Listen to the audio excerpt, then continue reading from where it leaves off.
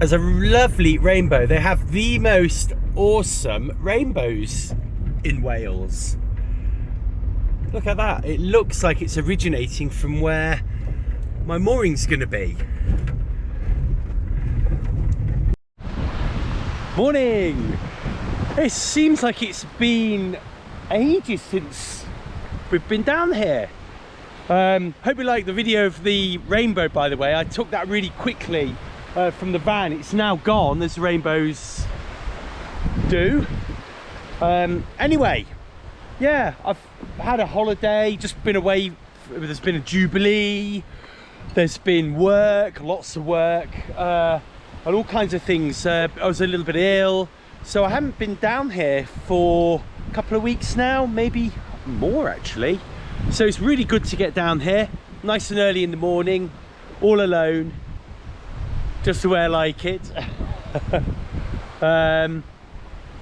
Let's have a quick look at the weather.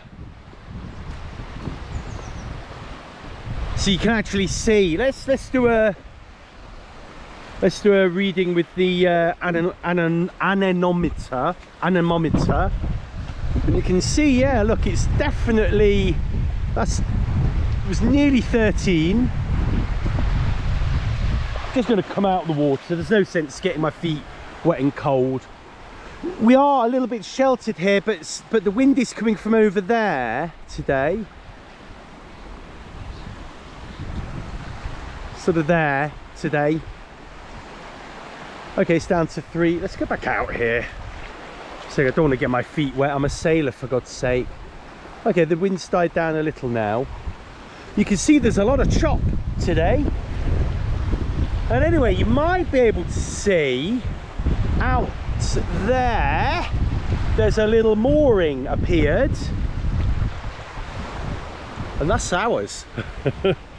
So that's for our lugger to go. So I like it because it's quite close. You know, I'm going to be able to swim out to that without any problem in the summer. And we're kind of making a bit of a lugger triangle here. We've got one here. I think that's a really modified lugger. Mine will be here. There's another, I think that's I don't know what that is actually. It's definitely a Draskamy looking boat. It might be a dabber, lugger, and this one I think's I don't know what that is again actually, but very luggery. We've got some more appeared here, other boats here. So yeah, it's getting quite popular, quite busy.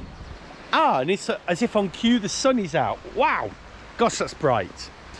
Mabel's here as always, giving me my base, and the lugger is here. And today we're going to be basically trying to get her onto the mooring, and we've got quite a lot of other stuff to do as well.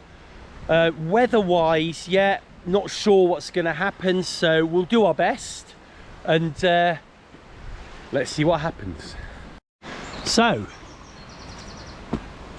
mooring kit. First thing we've got to do is buy a little pickup buoy. There's sort of what looks like a pickup buoy on there at the moment, but it's actually just a fender that I've got to give back. That's all pumped up, ready to go. It's got a nice handle on it, this one actually. I think this was £20. The next piece of kit is my mooring, make sure that bag doesn't blow away, is my mooring bridle or strop. This is a strop. A bridle has 2 lines that would go into, on this boat, they would go into your fair leads at the front here. Don't know if you can see that. And then onto your cleat at the front. This is one line. It's 14mm nylon, so it's got like a little bit of stretch in it. It's purpose-built strop. I got it from a place called Ropes and Fenders. Really good place. I bought it with the shackle. Lovely shackle actually, the action on that. And this will Well, let's show you. Let's show you. So this side will, let's just remove this, will attach to the main cleat. Okay, either like that, or I don't know if you get that through. No, you won't. So I hope that's gonna not come off. But anyway, this would attach this side. This side would go through your anchor plate here. So if you can see this. And then this side is then shackled to the pickup chain. Then what you would then do is attach the buoy in the appropriate place on the chain, so when you come to moor you can pick the buoy up, you know, and this is attached, just for argument's sake, say here, and you can find your strop, beg your pardon, other way, so you could find your strop when you come into moor.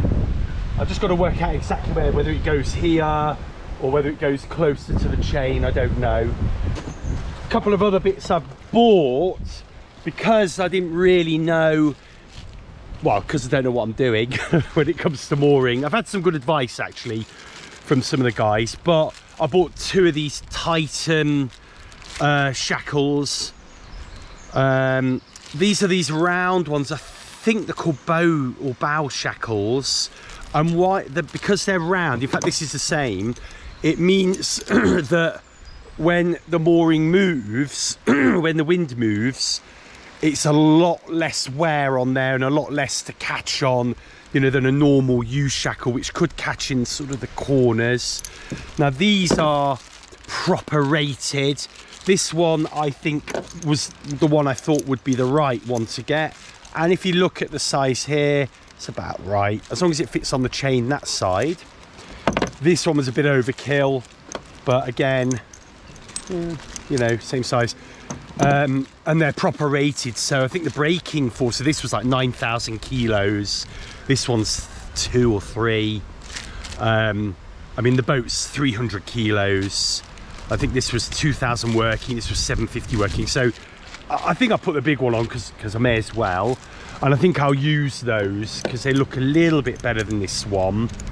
And this shackle, although is this stainless steel? I think that's stainless steel, whereas they're galvanized.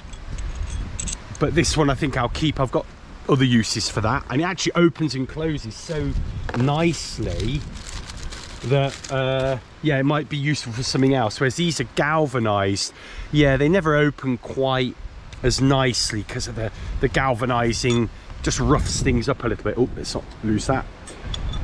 So this one probably be better as a permanent fixture on here. In fact, let's put it onto there. There we go, so we don't lose it. So to get the boat on the mooring, we've got to do 2 things. The first thing is to get this connected to the chain that's out there on the mooring. You can just see it out there. And the second thing is to get this connected in the right place. I'll double check the internet for that to make sure we know where that goes.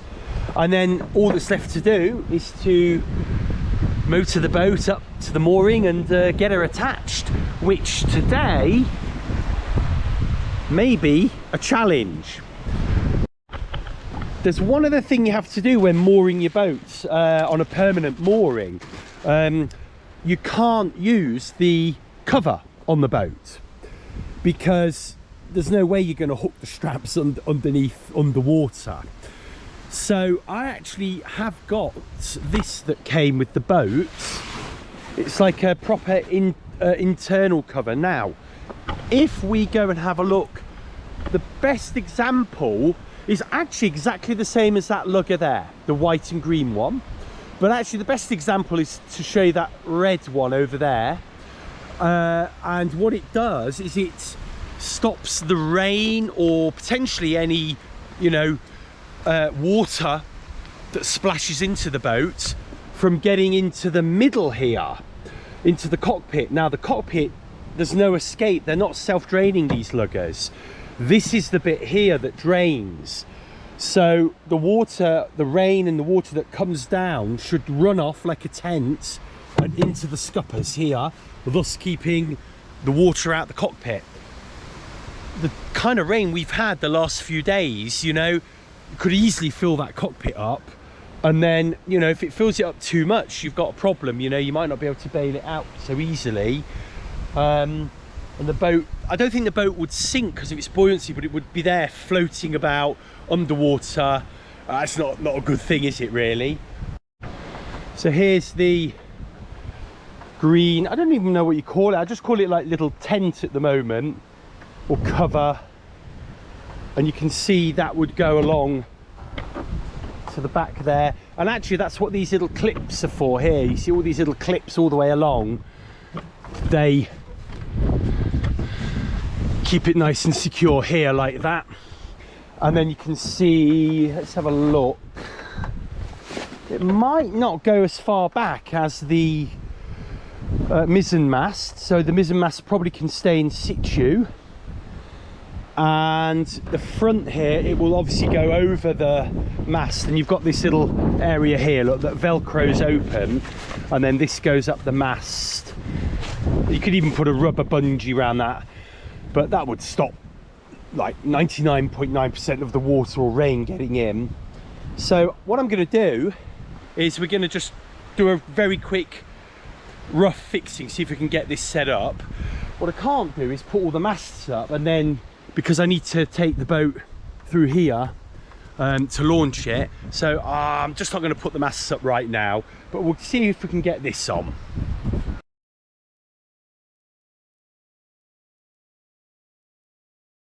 So you can see that's gone on fairly quickly, and I'll be able to attend to the mast at the front quite easily.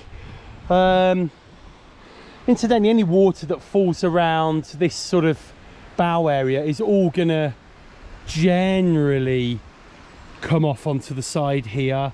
There is a little bit where it would fall down, so yeah, that's interesting. And then here you can see I've just left this last little bit, and this is where I probably get on and off the vessel. So you have to imagine that we are actually you know, we are on the vessel. Whoop, just got to be careful. So if we're on the water, I would be able to go on the side here and not worry too much, but because we're on the trailer, I don't really want to stand right on the side just in case.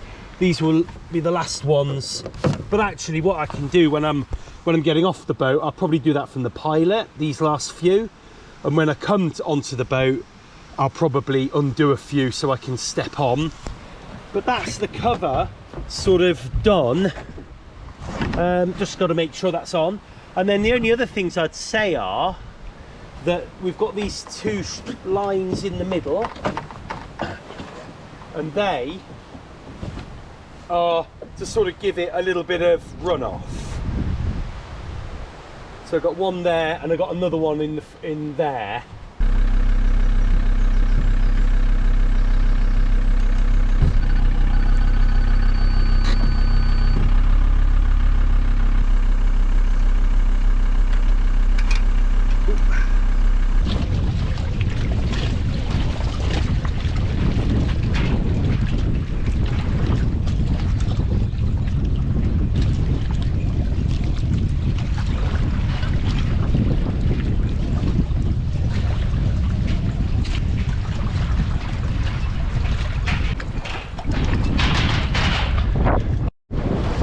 We're off. I think it's little things like this that I'm still, you know, still tell me I'm quite new to all this. You know, just making sure, you know, when things get leery, you know, you just got to be careful, and that's when you've got to just know, you know, you've got to stop, think, and slow down and do the right thing. Now, what we're going to do now, we're basically heading for our mooring there. You can just see the little orange buoy. So we're going to stay to the leeward side of these boats here. We're just going to try and get control of the boat in this area using the motor. The thing with this boat is the hull has a lot of windage, so you find yourself steering like this quite a bit actually. Oh, let's come back out. But it does, you know, it's very responsive. It is responsive to the throttle, and it does quite well. You know, look, we've got full control of the boat. We've just got to watch the shore and stay out here. There we go, and there's our mooring. Yeah, because there's Muckety there, and there's our slipway, and there's our mooring just there. So what we've got to try and do here, I'm going to slow right down now. We're going to approach our mooring into the wind, and we're going to try and just get that blue line, a blue mooring line I've got, just something onto it, so we can just hang on to it, and then we can do the next phase after that. I may not be able to record this because I need both hands for sure. Right, I got that line through the top of the little temporary marker. Oh gosh, I don't want to let go of the line. And then I'm actually near the end of the line. So we're just letting the boat come about. Gosh, you can feel the force. And then all we're going to do is tie this off. There we go, leaving us loads of room. We can pull ourselves in a little bit now. Have a good look at it. And actually I might use this fairly just to get us to one side, which will help us just to come in. So what I'm now going to do, I'm actually just going to tie this off here. Oh. I'll do a nice little locked one there, like that, one-handed. There we go. So we're effectively moored up to this buoy. We just now can take our time. First thing I'm going to do is put my waterproof on because it is raining. Oh, you might have noticed I've got my radio on, but today there's no point. There's no one in the station. I got told a few weeks ago that actually, if you're down here, take a radio, because if you've got a radio, you know, you can contact people if you're in trouble. Today isn't going to be such a there's no one here, so, but you know, I thought I'd take my radio. What the hell.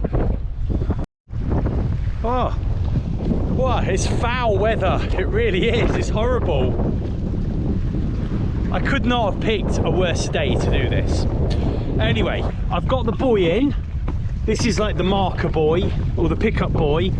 And what I've now got to do, you see this is the chain. This is the actual chain that comes off the actual mooring. Now I have to fit my strop to this. And this is my strop as I showed you earlier. Now, I'm mildly worried that this rope is going to be okay. I mean, I definitely got it spec'd. I'm just mindful that I'm looking at everyone else's boats and they all seem to have chain. Well, that one doesn't. I don't know. That's not got chain. We'll get us. We'll moor it. We'll get this sorted. Then we'll maybe go and have a little look around at the other boats, see what they've got. Because at the end of the day, there's going to have to be, on my boat anyway, there's going to have to be a line somewhere. It's not about the strength, it's about the chafing. And I've got everything here, anti-chafing eyelets. This has got anti-chafe here. And then, you know, my bronze part, I forget what that's called on the front, the anchor lock place. That's you know, got pretty minimal chafe. And I'm going to put a couple of extra safety lines on just in case. So the next job is to connect my line via this to that chain, which is going to be a challenge. And again, I'm going to need two hands, so I will see you later. So this first Titan shackle is too big. It literally won't fit through the hole there. This one fits, but actually the other shackle fit. I think the other shackle is stronger. it is also a known tested one, so I prefer that. In order to attach it to this end one, I had to actually take the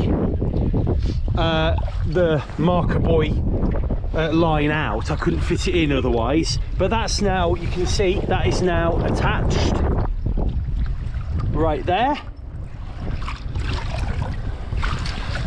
And now what I'm going to do is remove this blue line and let the strop do all the work. So we've got to be really careful that we don't let this strop go. So we've kind of got to get the strop around here. Well, let's just let that go. I think we'll be fine. We'll just put the strop around here for now, like this, and we'll just see how that works. This then can be removed. Should just pull all the way out. Oh, it's getting stuck a little bit, but it will pull out. There we go. So there's my mooring line there. And for some reason I thought I had two big cleats on this boat. I've been dreaming about it and I thought I had two big cleats, but I haven't. I've got one. I've got two at the back, but just one here. But it is a big monster, so it will work. Now then, and there is the strop in. All we've got to do now is either put it on you can put it on the fair lead if you want to just cock it at a bit of an angle, but really it needs to be here. I'd imagine for chafing and whatnot, that's where you want it. Nice and sound there. And that is the strop done. So essentially we could jump off, leave the boat here, and she is moored up. But I want to do two more things. First of all, you need a pickup buoy on your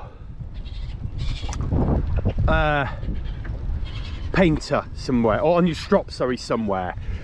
Now where that goes I don't really know. I've just had a quick look on the internet and all I can see is that people tie it off like on their road, you know. So if you've got a chain road, you can just tie it off on that. Some people I've seen have just tied it off on here.